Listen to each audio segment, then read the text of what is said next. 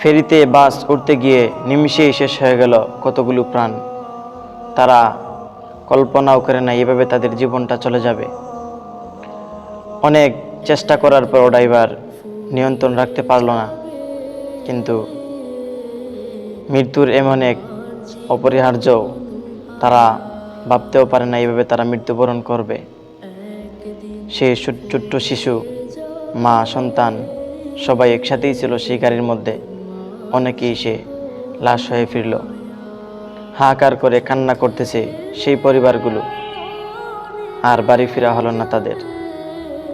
এক যুবক বলতে লাগলো যে আমি আমার স্ত্রীকে বললাম, স্ত্রী তুমি আইসো না, আমার কাজ শেষে আমি আসবো, তুমি আমার ছেলেকে নিয়ে তুমি তোমার বাসায় থাকো, আমি এসে তোমাকে নিব।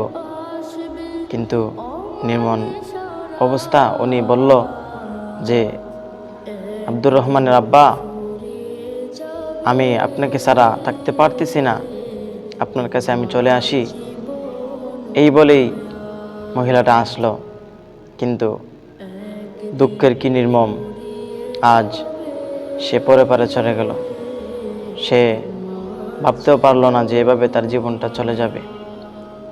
আসলে মৃত্যু এমন এক জিনিস ভাই, মৃত্যু কাউকে বলে আসে না। মৃত্যু এমন সময় আসবে যা তুমি কল্পনাও করতে পারবে না। দুনিয়ায় আমরা যতই কল্পনা করি না কেন, বা আমাদের যতই পরিকল্পনা থাকুক না কেন, এই মৃত্যু এসে আমাদের সব কিছু নিয়ে যাবে।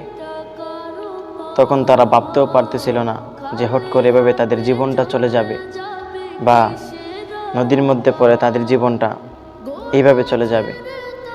আল্লাহ তাআলা তাদেরকে শহীদি মর্যাদা দান করুক, আমিন।